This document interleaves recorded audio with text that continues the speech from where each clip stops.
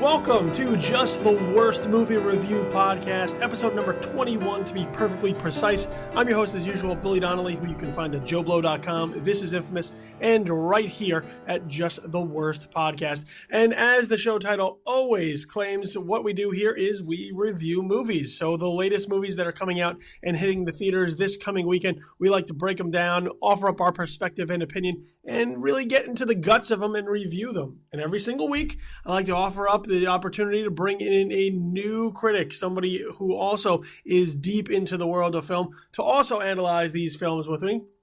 And we've done it again this week because that's the way the show works. So joining us this week, you can find her work at Slashfilm, one of the best movie sites out there that there is. Also on the Popcorn and Prosecco podcast with Perry Nemiroff and Christy Puchko. And you can follow her on Twitter as well at AJ Hahn. So Angie Hahn joins us this week. Angie, thank you very much. Thanks for having me. I'm excited to be here. I'm excited to have you here. Well, everyone's happy today. And we're on a roll.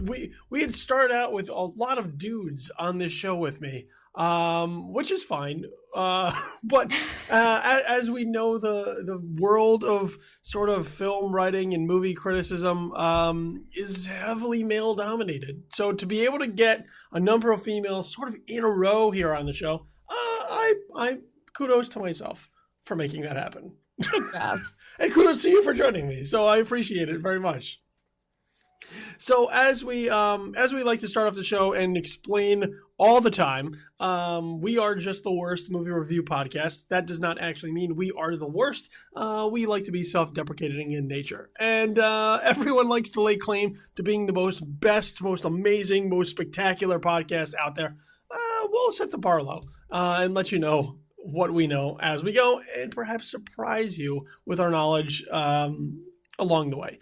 So, Angie, let everybody know before we get started, to let them know that you're just not somebody we pulled off the street. You're not just the worst. You're somebody who's been at this for quite some time now. So just let the listeners kind of know your background in film and how you sort of got started writing about movies. Honestly, I know some people have been, into movies for their whole lives, but I kind of just fell into it in college. And then after college, I bounced around for a little bit. And then I guess it's going to be about 5 years. Actually, yeah, no, I just celebrated my 5-year anniversary at Slashfilm like last week or something. Yeah, so after a while, I ended up at Slashfilm, and I've been there ever since. I was a writer for about 4 years, and I became the managing editor last year. Well, congratulations on the promotion as well as your anniversary. Thank you. Yeah, it's when you realize how long you've been somewhere once you start to hit those numbers. I know. I mean, if my Slashfilm career was a person, it would be in kindergarten now, which is weird to think about. Well, I have 2 kids, and I will let you know they grow up quite fast. And you look at them and you go, man, they're getting big. They're not babies anymore. So I guess your career, it's not a baby anymore. It'd be running around and talking back to you. Yes, and probably saying inappropriate things to strangers in restaurants. Yeah, you might don't let that happen. No one wants to be that parent. Just putting it out there for you. No one wants to be that one. We have 2 films on the docket to discuss this week. Sort of a light week, I guess, at the cinema this week. But 2 films particularly notable, I guess, but not the bigger names that you would typically expect to come around. But 2 pretty interesting films to discuss. One being The Witch and the other being the Jesse Owens biopic Race. So we're going to start off with The Witch first, since The Witch has been around on the radar for quite some time, having premiered at last year's Sundance Film Festival, going all the way back to 2015, and generating a pretty decent amount of buzz coming out of that, to the point that people have been sort of anticipating it. People in the know have been anticipating it for quite some time. So a period piece of the horror genre, and I use horror genre loosely because a lot of things can be considered horror. So it won't necessarily fit many people's definitions of what a horror film is, but we can consider it a horror film. So the story follows a puritanical family in New England who has sort of been excommunicated from their community and is now off into the wilderness to live on their own and sort of make ends meet. Along the way, numerous bad things continue to happen to them, and it becomes sort of a paranoid atmosphere as far as what is causing this and why. And psychologically and supernaturally, many different things sort of happen along the way with the witch regarding this family's present as well as their future. So that's about as best as I can get into it at the outset. We will get into some spoilers, I'm sure, along the way. So this is your spoiler warning. Be aware. We will get into some of that as we go. But Angie, The Witch, how did this film exactly play for you? Well, I had heard you said that it's gotten some buzz, and I know it's not a huge film, but I will say that among film critics, or at least the ones that I know and talk to the most, it's been getting like a lot of buzz. A lot of people were saying, from last year, oh, this is going to be one of the best films of 2016, et cetera, et cetera. It had a lot to live up to. So when I went to go see it, I had really high hopes, and I liked it a lot. But to be honest, I think that I would have liked it better if I hadn't heard so much hype in advance.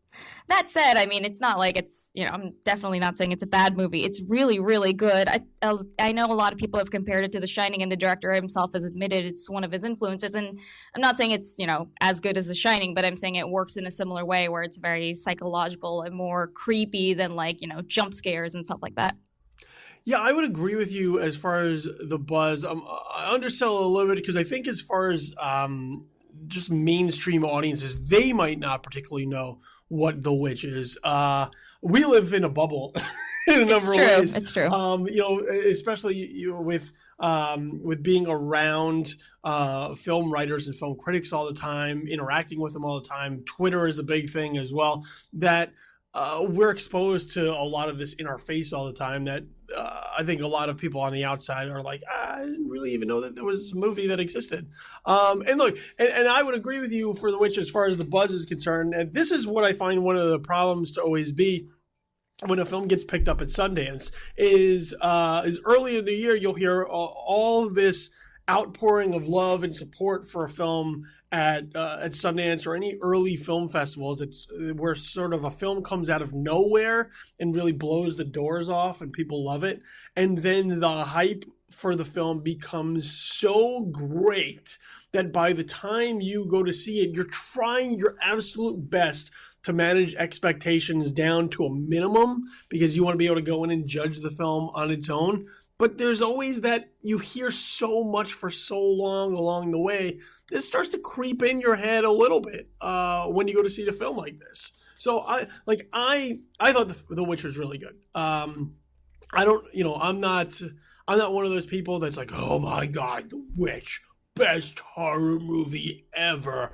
And I think that's sort of one of the problems that horror films have, especially good horror films, which tend to not be around as frequently as good films in other genres. So when you have a film like It Follows or The Babadook, which really get an outpouring of support behind them, by the time they get to you at some point, you may just be expecting some amazing experience that you never quite get. It doesn't mean that the film is not good. It just means that the hype exceeds what the film is even trying to be.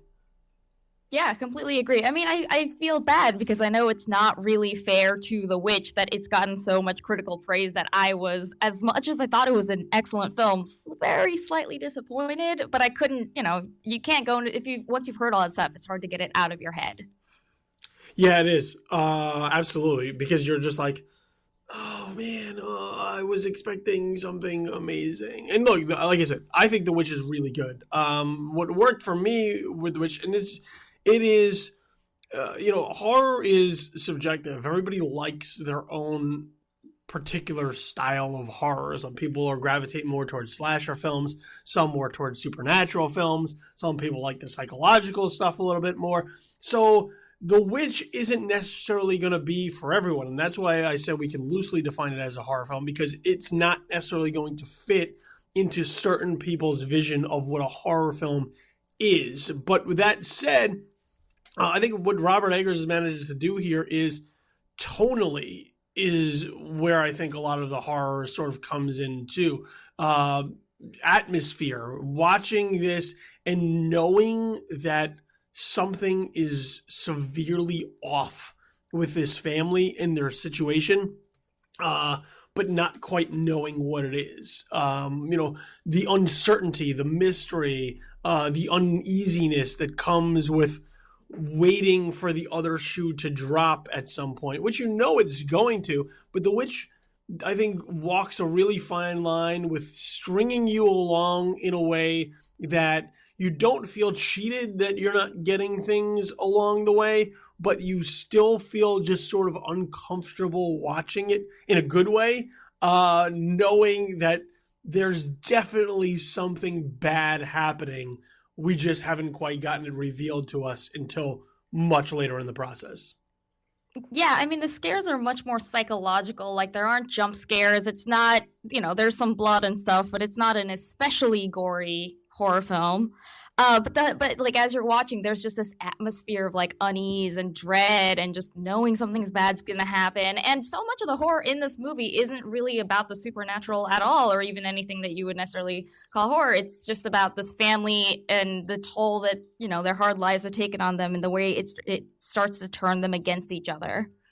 Yeah, there's the paranoia of what is responsible for the bad things that are happening, because as human beings, we like scapegoats. We like to be able to blame, if something goes bad, we like to be able to blame it on someone, something. There's a reason for it happening. I thought you were going to say we like to blame it on a goat. I thought that was going to be a bit of wordplay. Well, we could. And with this film, we could blame it on a goat, as there is a goat present who is at one point a scapegoat for the bad things that happen to this family. And look, this is a family that has decided, as a result of sort of their extreme religious teachings and practices, to just go off and be on their own. And when you do that, I think there has to be a certain expectation to realize that life is hard when you're all by yourself out in the middle of nowhere. And I think this is a family. I think it's like a family of five, a husband and wife and 3 kids. There's 4 kids. There's that's 2 right. Small children. Actually, there's one more baby who disappears early in the movie. Okay, that's right. I've lost count of what they were, because yeah, they seem to kind of come in and out along the way. But there are this family that is believing that they can just sort of do what it is that they do. They're gonna live off the land. They're gonna raise their crops. They'll be able to have milk from the goats and trade if they need to, coming in and out of their the community as well as where they are. And when things don't go well for them, they want to be able to blame it on something. They're not, but they're religious, super religious enough to not blame it on God, who they believe is either teaching them something or is looking out for them. So they have to look for other things to blame it on. And here they wind up blaming it on each other, but it's not because the person is evil. It's because there's some sort of evil that is now surrounding the person, and this paranoia takes over, much in the way that I think you bring up sort of The Shining, which is watching the paranoia at times take over some of the characters as well, as far as what's going on. Granted, there's also nefarious means that are being imposed upon the characters, but it's watching sort of the mental breakdown of these different characters as they're trying to make sense of this, when it's hard to make sense of these sort of supernatural entities that exist out there. Yeah, and so much of this like really dark atmosphere comes from just the production design, and it's set in Puritan New England, and not that I'm an expert on Puritan New England, but it's at least realistic enough to really convince you that you're there, which I found to be really impressive.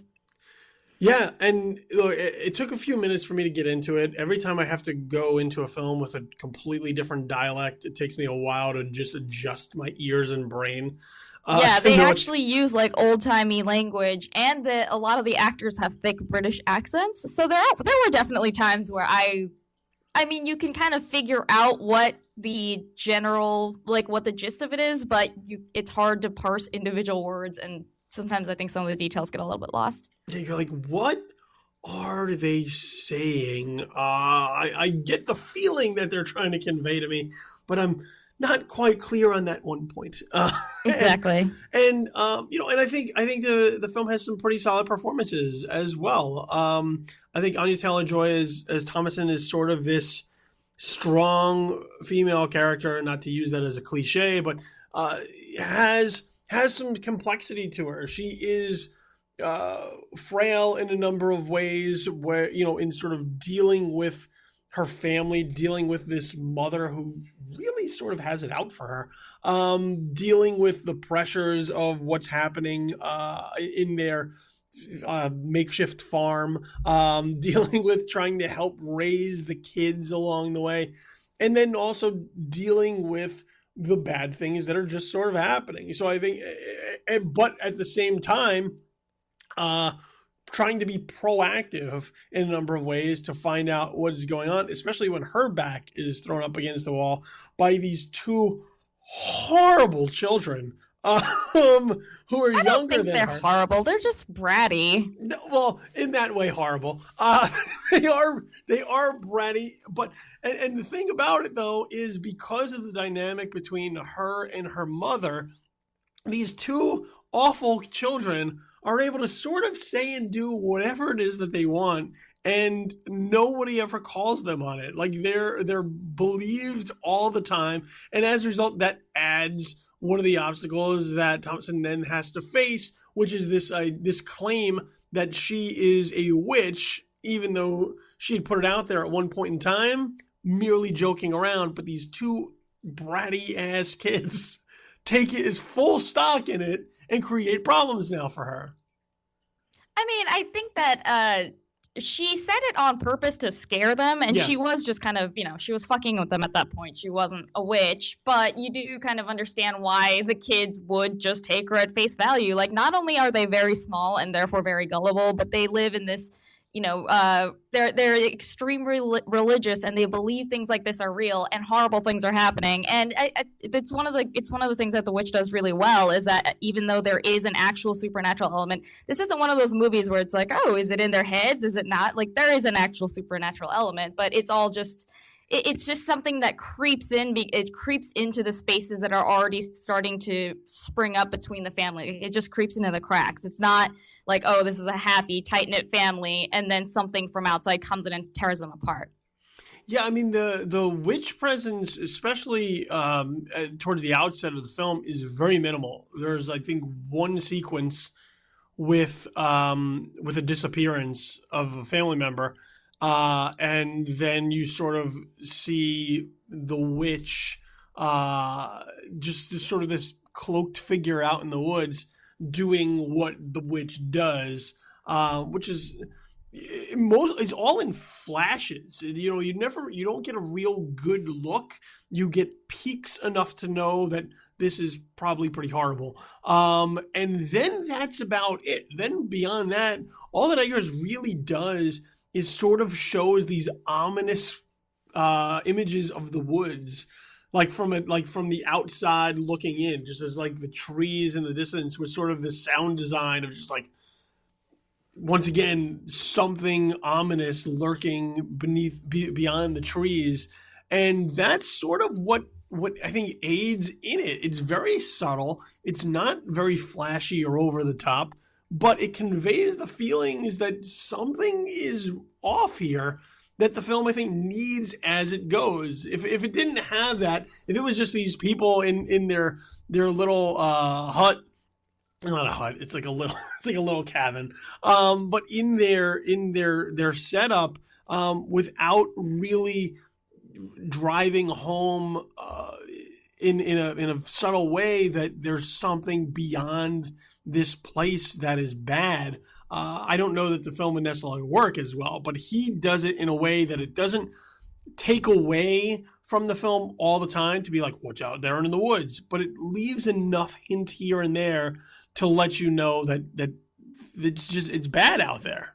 It feels like it's just this looming presence. Like, you're right, the film doesn't always focus on it, and it's not like it's always set in the woods or there's always something happening, but you never forget that it's there. I think he's very conscious that you're always aware that outside of this little tight-knit family unit, that as much as they have problems with each other is really all these people have, there's just this force that's lurking and ready to spring at any time. So even when not much is happening, you're constantly aware of that. And I like the kid. I like the one kid. Harvey Scrimshaw as the young boy Caleb. Yeah. I know Anya Taylor-Joy is getting a lot of hype, and she definitely deserves it. I think she's remarkable. And she does such a good job of because the character that she plays is this person, she's a teenager, so she's kind of just on the cusp. Like she's at a point in her life where she's at a crossroads where she's too old to just blindly buy into this, but not, I guess she seems like she's not really sure what direction she wants her life to take. And I think she does such a great job with that. But her younger brother, Caleb, played by Harvey Scrimshaw, as you mentioned. Yeah. He's so good. He's very young, and he also has this one just like showstopper of a monologue that I could not tear my eyes away from. It was, the movie is riveting for most of its running time, but that was just definitely one scene where I was like leaning forward and could not move. Yeah, he's so good because he's this just sort of innocent kid. He's just like this round-faced sort of freckled kid, and he has this innocent presence to him. But he knows that he's the eldest son. So like there's that idea of like, well, I have to be able to step in and be the man of the house if something were to happen to my dad. And his dad, played by Ralph Ineson, sort of takes him under the wing at times and is trying to explain to him like, well, these are the things that we have to do at times, and we have to take care of your mother, and we have to take care of the family, and sort of puts some of that responsibility onto him so that later in the film, when he actually does take it upon himself to be proactive, to try and help the family, to try and go out there and do something that the family isn't able to accomplish at this point, you feel for that kid. You look at him and you're like, oh man, bad things are going to happen to this kid who has the best intentions in mind. And they play him and they play him as such a sweet kid too, that it once again just sort of feeds into the overall feeling of the film, which I also find with horror films, as in recent memory, has been willing to break some of the rules that previously had been ones that they didn't want to break, which was like, you don't harm animals and you don't harm children. And when horror films are willing to sort of go beyond those lines, you look at it and you go, okay, well, this film's for real now. Other films try to play it safe. They're like, well, only hurt grown adults or people who break societal rules, who like get drunk or have sex or anything like that. These films like this, especially supernatural films, where you're dealing with witches and ghosts and spirits and demons, they don't give a shit how old you are. If you are in their way or they deem you to be someone that they want to take hold of, they will. And for that reason, I thought, once again, his performance is solid in this film. And I think it sort of just overall adds to what The Witch does well, which is, once again, just gives sort of that creepy feeling that bad things are out there in the woods. Yeah. The parents are really good, too. I mean, that's less surprising because they're character actors that have been around for a while. But especially, is it Ralph Ineson? His voice is amazing and just so perfect for this movie. Yeah, and Kate Dickie is the mother, and her, it took me a while to place where I had seen her before. They're both from Game of Thrones. Yes, and she was played Lady Arryn on Game of Thrones, who is one of the most bizarre characters out there for the time that she was on the show, and once again, she's sort of a bizarre character here. So yeah, the parents are able to sort of build up this, especially the dad, especially Ralph Ineson, playing up this idea that everything's all right, we'll be taken care of, everything will be fine, but you're in denial, man. So, and the mother, Kate Dickie, does sort of have sort of this lack of belief, this crisis of faith much earlier on, realizing that they are in a very bad situation.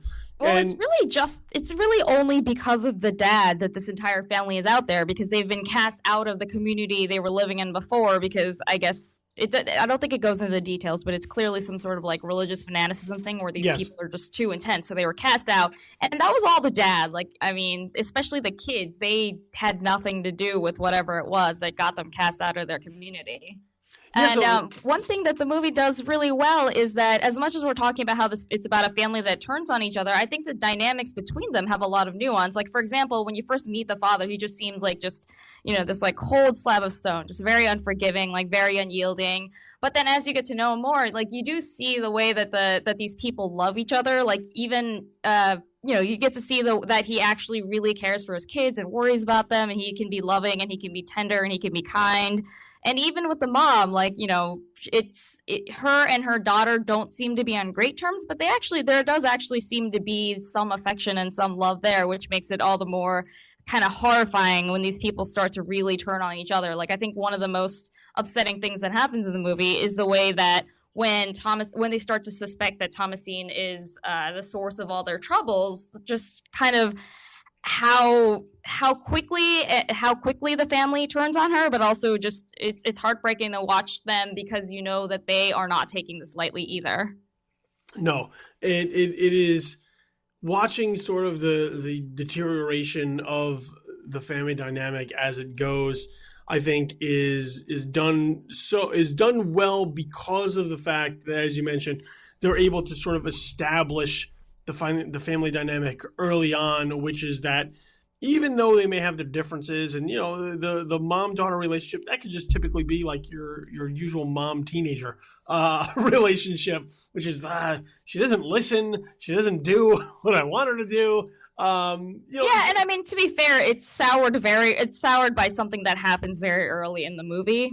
Well, there's a reason sort of for the anger and resentment there. And to sort of have a negative, sort of blame-filled relationship there, because once again, as human beings, we like to, it's hard to say like, well, this was an accident. We like to say like, no, this was your fault, and that I think is a lot of what sort of feeds into that relationship. But I think the crafting of that the family dynamic early on is what then sets it up later on for when shit really goes bad and for it to start to fall apart.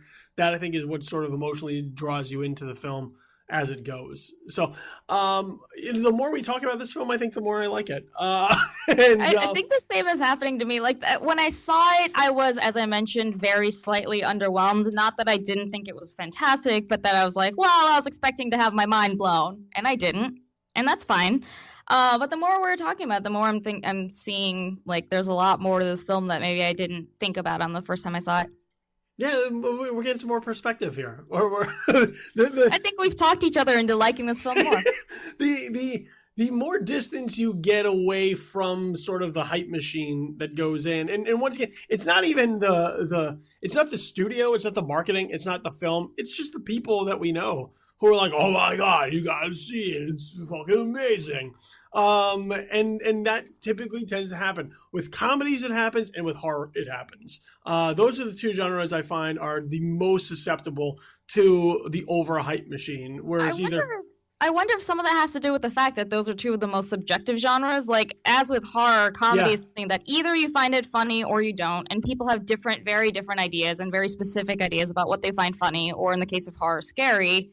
So I wonder if that's part of it. Like, you just hear this deafening hype, but the thing is there's no sort of, it's not a genre where there's any sort of one size fits all.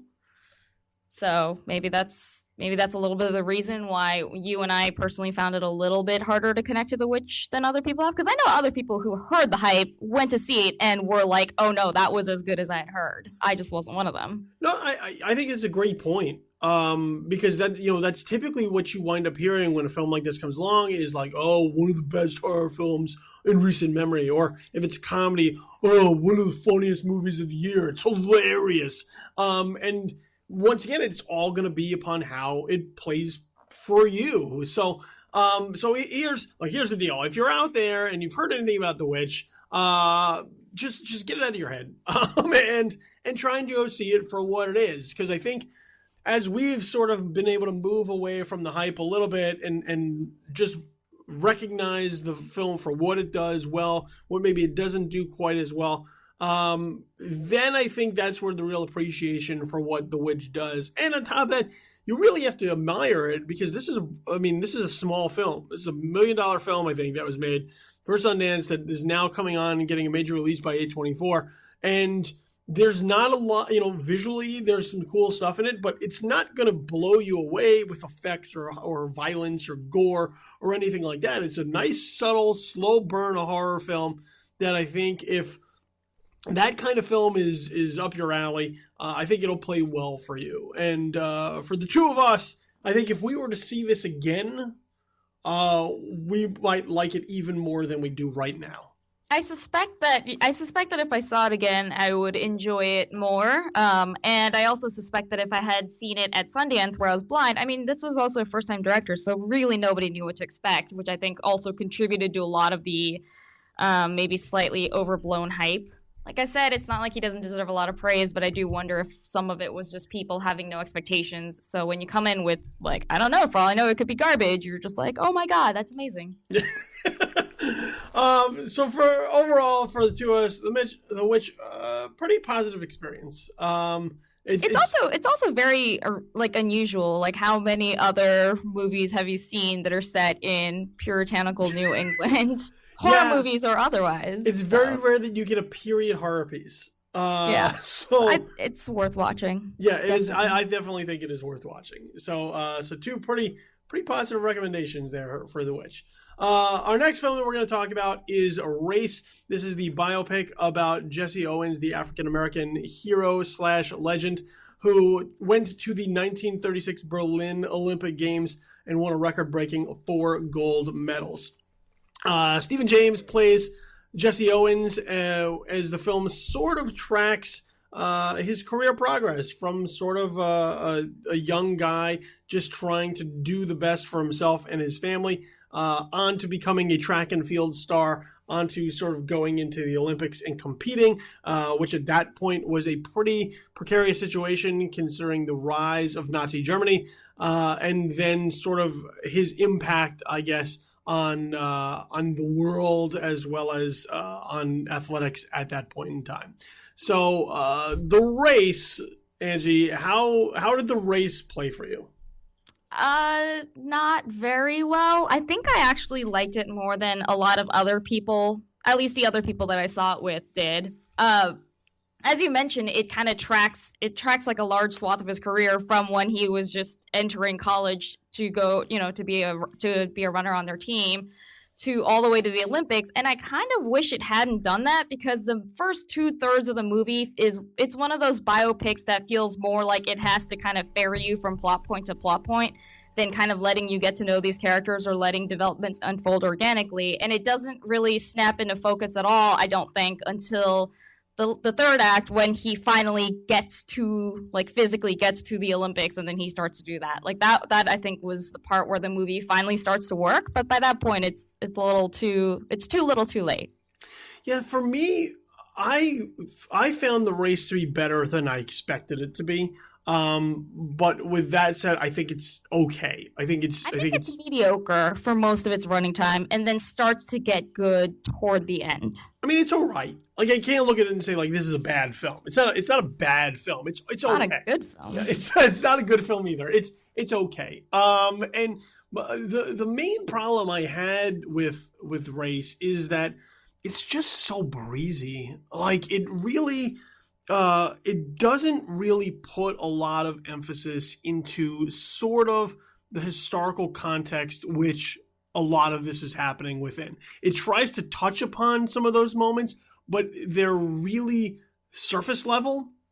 that you don't get a true sense of how important Jesse Owens is, or how important what he managed to do was. Because you're talking about a time prior to World War II and America getting involved in that, where Nazi Germany is on the rise. You know, Hitler is becoming a major power in the world.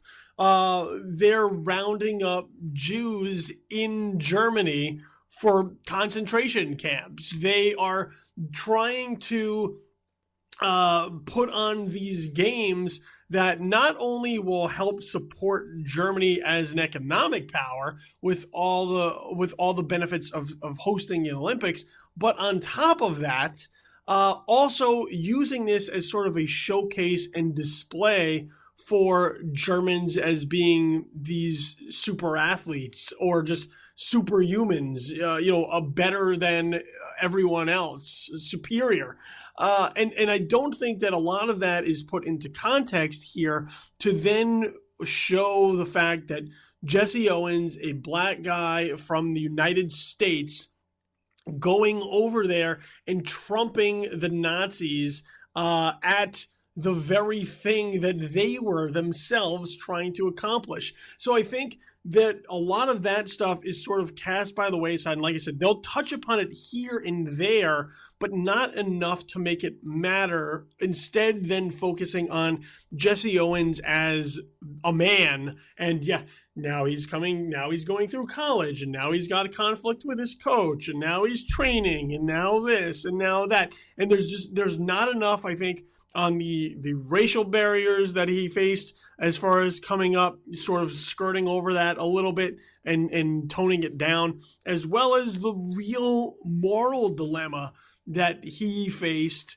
going over and competing in the Olympics at a time when there was a real discussion as to whether or not the United States should even participate in Olympic Games that point they thought supported the Nazis. So I think that sort of failure to make the history work, I think, sort of undermines a lot of what race might even do well, because that part, I think, is just not there. And I think it's important to show why this film is even being made. I agree and disagree because, there's a whole plot line involving an American builder who's on the Olympic Committee and Germany trying to convince him to campaign on their behalf with the American Olympic Committee. And, the one starring Jeremy Irons, like that whole thing. And it just feels so unnecessary. Like, I guess the idea was to try to add context in the way that you're saying, but I think that it really takes away from... It really makes the film feel kind of unfocused. I think basically you're, like you said, surface level, and I think that's the part I agree with. Like, the thing that I had the most problem with is just how much it doesn't really get into any of these. But I think that instead of wanting to see more stuff like the American guy in Germany, I wanted the movie to focus more on Jesse Owens and to kind of branch out from there. Instead, it feels like you're reading just like a textbook entry about what happened. I don't get a good sense of, who I don't really get a good sense of who Jesse Owens is for most of the movie. I don't get a good sense of, what it means to him to be in the Olympics, what it means for him to be a black man in America at this time period. I don't get a good sense of what it means to him that Nazi Germany is doing all these terrible things to its citizens. And I would have liked to see more of that. And I think that focusing more on Jesse would have been the better way to do it, rather than, the movie goes off on a lot of weird subplots, like the Olympic Committee thing I just mentioned. But there's also, some dumb subplot about how Jesse Owens has a girlfriend, but then he, cheats on her with this other girl and it doesn't go anywhere. And it's just why is that in the movie? I don't care. It has nothing to do with the movie. It doesn't actually tell me that much about Jesse or the setting or about really anything. So. Yeah, I mean, that sequence, I think, is just they are sort of paint him as not being a saint, even though the film still sort of does that. The only sense that I got out of Race was that Jesse Owens is just a really nice guy. That was about the most of it. Even when he sort of he has sort of a girlfriend / fiance to be, and they have a young kid, and he's trying to help take care of that family, and he wants to get married to her and whatnot. And then he goes off and sort of, in the process of him becoming a superstar, women are now knowing who he is. So he takes up with this other woman, and that sort of then creates this idea that, oh, look, even Jesse Owens has flaws. And he's a flawed individual because he can't help but go after this beautiful woman who's throwing herself at him, even knowing he's got a soon-to-be wife and baby back home. So you look at that, and in another film, you could say, oh, well, at least he's sort of a complex individual. But in this film, it sort of just skates right over it, because then he just comes back and he's like, well, I'm done with that, and I'll be all right here. And his wife is like, well, I forgive you. Let's get married. And you just look at it and you're like, see, isn't Jesse he's just such a nice guy? Like, so even that part, I think, falls really flat. But yeah, I think, look, I think there are ways to sort of introduce historical perspective on the film without it sort of going out of its way to do it in the way that it tries to do it. So you have this whole sort of subplot with Leni Riefenstahl shooting the Olympics and putting together her film on the Berlin Olympics, and sort of this conflict with Joseph Goebbels as far as how that dynamic works. And that doesn't really work. It doesn't really add anything to the film. And on top of that, it doesn't really truly explain who those characters are. So unless you're going in and you know who Leni Riefenstahl is, or you know who Joseph Goebbels is, or you know sort of their presence within Nazi Germany at that time, the film doesn't really do anything to really clarify that for you, so that when you're watching it, it just feels like something else added on that takes away from the rest of the film. Yeah, exactly. And I was especially disappointed by how little they do with the Jesse Owens character. I mean, you said, like, yeah, he seems like a nice guy, but you don't really get a sense of what his personality is like besides that. Yeah. Because this movie doesn't really look at him that closely. And I was disappointed because I liked the actor. I don't know if it's pronounced Stephen or Stephen James, but he was in Selma, and he wasn't even in it that long, but he really impressed me, and I was very excited to see what he would do next. So then he showed up in this, and I was looking forward to seeing what he would do. And I think that at any time the movie sort of slows down long enough to kind of let the characters be themselves, he is very good in it. And he has really good chemistry with Jason Sudeikis. But I think that so much of the movie is just moving them along. So much of the dialogue is just characters spouting plot points that I can't even say that this is a particularly good performance. I don't think it's his fault that it's not a good performance. But like I said, I was looking forward to seeing him do something big, and it was disappointing to me that this movie does not use him very well. Yeah, Jason Sudeikis, I think, had a bigger problem. I think Stephen James is fine. Like I said, I think the movie's fine. Sudeikis, I had more of a problem getting into because he seems to just be playing Jason Sudeikis, or previous characters that Jason Sudeikis has embodied in the past. Now he's just moved on to sort of be Larry Snyder, his coach, Jesse Owens' coach at this point in time. I never really got the sense that Jason Sudeikis kind of just became this guy. I got the sense that Larry Snyder was played by Jason Sudeikis, and it's unfortunate because I think every time he sort of is in a scene, which is a lot, it became distracting for me at times because of the fact that I could not separate the two. I could not see Jason Sudeikis as Larry Snyder. I just kept seeing Jason Sudeikis playing Larry Snyder, and as a result, I had just real difficulty buying into that character.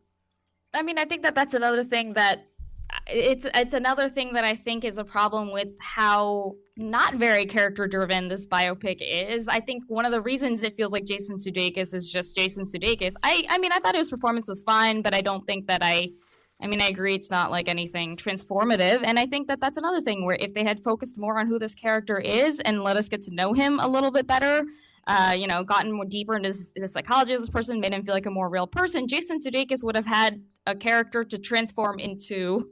But he did not, because it's just, most of the characters in this movie are just kind of little paper dolls that the director moves around, and it just makes them do whatever needs to be done for the story to move forward.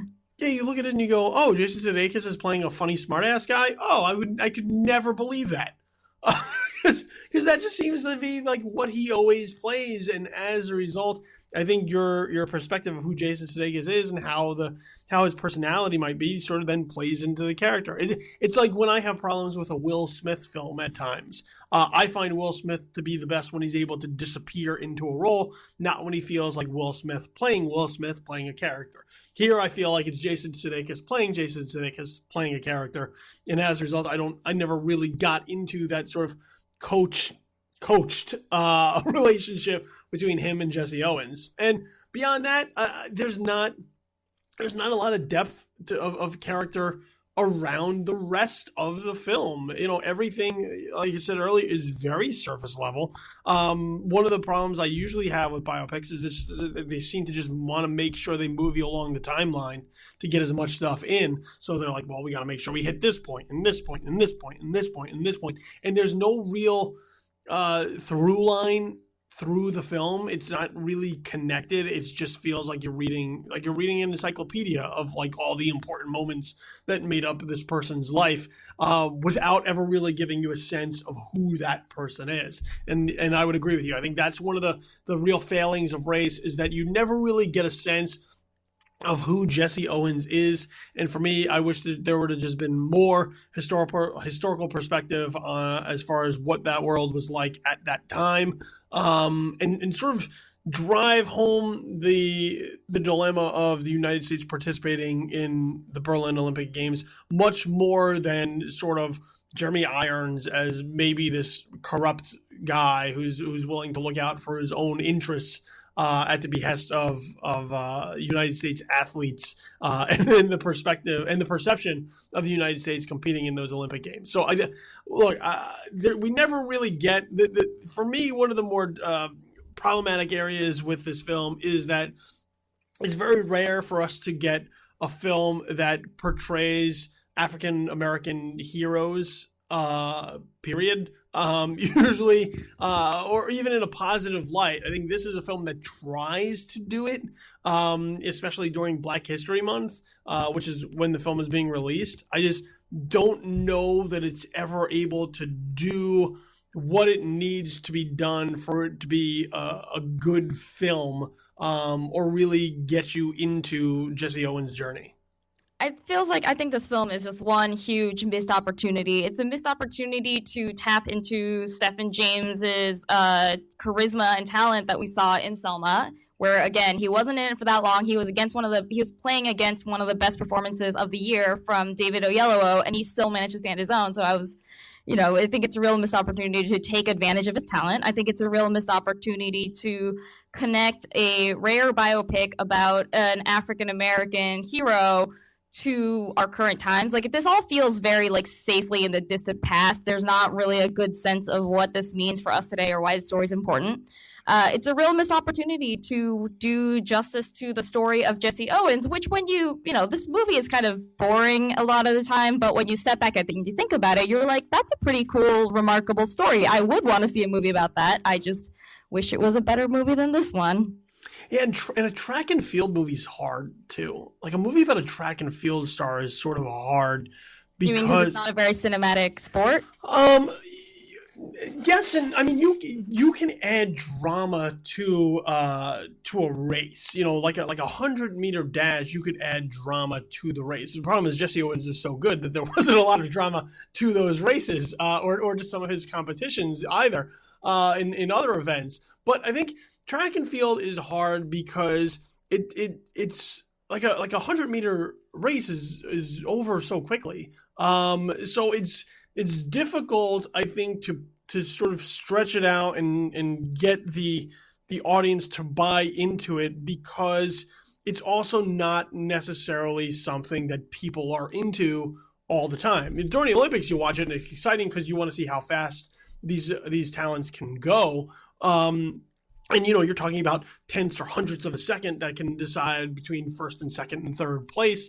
But on the whole, track and field isn't it's still very much an individual sport. So when you look at sort of sports films and the drama that comes with them, whether they're baseball films or football films or basketball films, there are different things there in the way that we watch them, that the drama in those sports are sort of inherent just in the way that they're constructed. I think track and field becomes a little bit tougher. Now, it doesn't mean that you can't do it. A film that we'll talk about next week on the show, Eddie the Eagle, I think manages to tap into ski jumping and make ski jumping exciting. So if you could take ski jumping and make it exciting, I think you could certainly do the same for track and field. I just don't know that this film has the chops to be able to do it. And as a result, I think even that part, the moments that should sort of be rousing crowd pleasers, with Jesse Owens winning these events and claiming gold medals, I don't think even those moments are as exciting as they could be in a better film. Yeah, I mean, I'll admit to being a little bit biased. I used to be in track and field in high school, not as a sprinter. But I feel like because of that, I like the track scenes maybe more than some other people did. But you're right about it's such a short event. It's kind of over before you know it. And I liked when the movie finally got to the Olympics, because I think that kind of just keeping everyone in one place and letting them just play out this story gave the actors more room to finally inhabit their characters. But by that point, I mean, it was just there was nothing that the movie could have done at that point that was going to make this a good movie.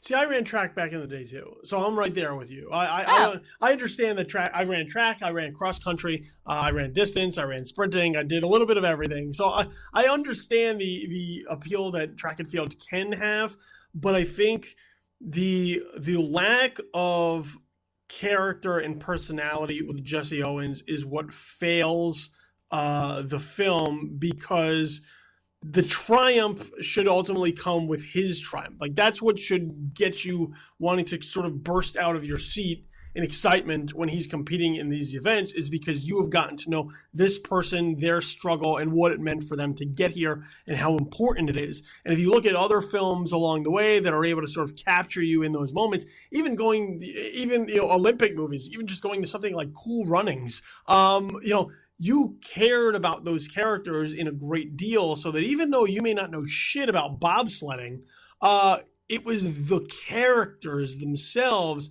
you wanted to succeed. Here, I never got the sense that it was the character you wanted to succeed. It just sort of was just what it was, which is just... His victory feels like a foregone conclusion. You know in real life what happened, and the movie doesn't do a good job of taking you back to that moment when they didn't know what was going to happen. It doesn't give you a good job of putting you in his mindset, or wondering, or kind of seeing what a big moment this is for him and why he would be scared or nervous or excited, or what it means to him to win or lose. There are a lot of biopics where you know what's going to happen. You don't watch World War II movies and be like, I wonder if the Nazis are going to win.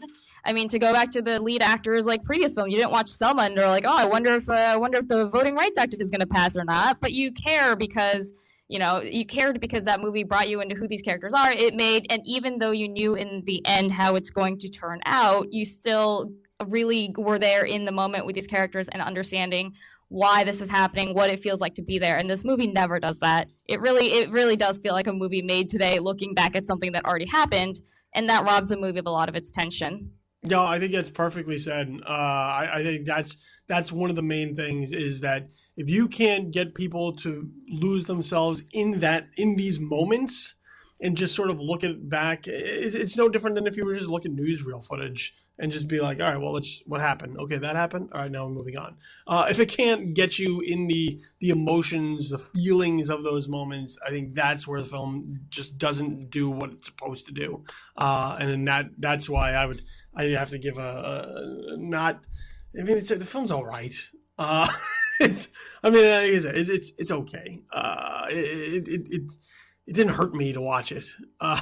But I feel like the way I described it to someone after I watched it was like, it's just barely interesting enough that I was like able to watch it and not be like upset that I was watching it. But at no point was I actually like really interested. Like when you sometimes turn on the TV and then there's like an HGTV marathon or something, and it's not good, but it's like just barely interesting enough that you watch it for half an hour or like an hour, and you're just like, where'd the time go? Like, it was kind of like that. It's like, it's something that you would put on the TV, and then like if you took a phone call in the middle of it, you would be more interested in the phone call. Like the thing would just be on the TV, and it's Race is perfect background noise. Like, it's a film that you could put on and glance at from here to there, not be bothered by it, but not interesting enough that you wouldn't be able to not do other things.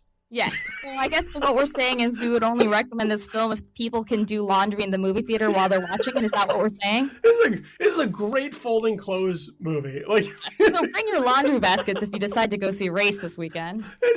If you were like sitting at home and you're sitting on the couch, and you're like, oh shit, I gotta fold clothes. Race would be the premier type of film you would put on while you do that. Something that you could just sort of glance up and down at periodically and still get the gist of it, but not enough that you have to pay too much attention to not know what's going on. Something that's good enough that it will make folding clothes less boring, but not so good that you run any risk at any point of like realizing that you haven't touched your clothes in 40 minutes because you were so riveted. Like, no, you're gonna get the whole basket done during this movie. I hope Focus Features takes that and puts that on the poster. A perfect movie to fold clothes to, Race. So with that said, let's recap. The Witch, while we both were running into extraordinary expectations laid out by others heading into The Witch, as we have talked through it, we have managed to realize that we really like The Witch. The Witch, we both think is a pretty good horror movie. Once again, depending on your perspective of what horror is, it is a nice, slow burn, psychological and supernatural horror flick that manages to do a lot with tone and atmosphere, and not rely upon jump scares like many horror films do.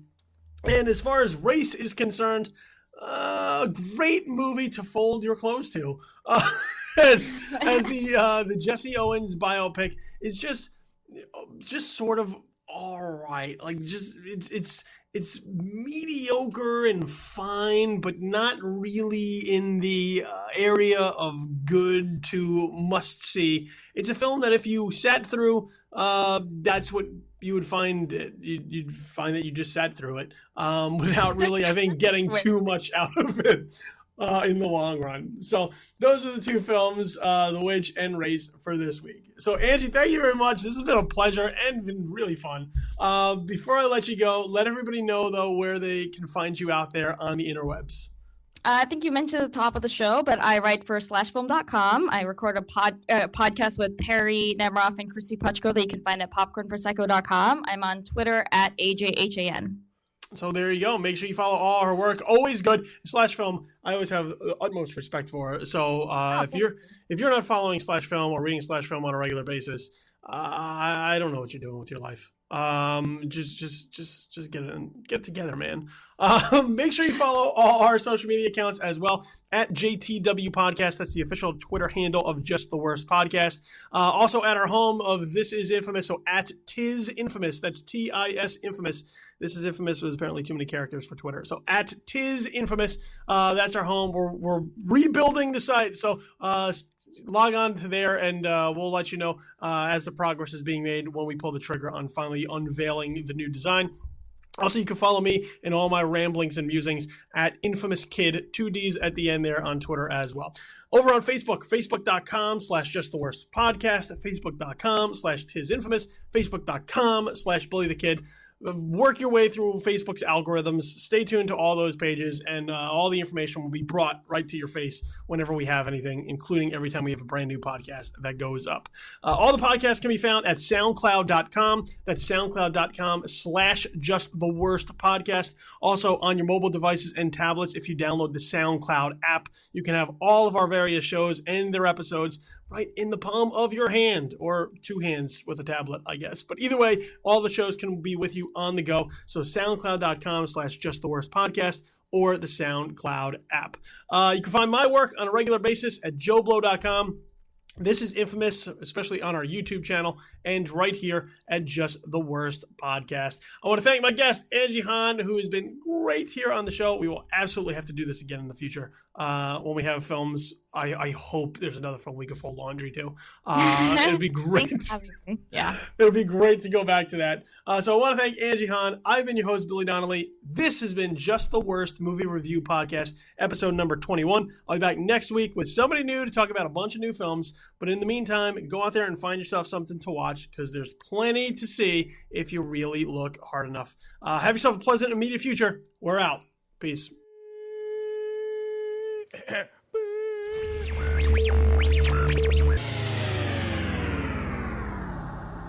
Just the Worst Movie Review Podcast, episode number 21, has been a presentation of Just the Worst Podcast Media, and this is Infamous.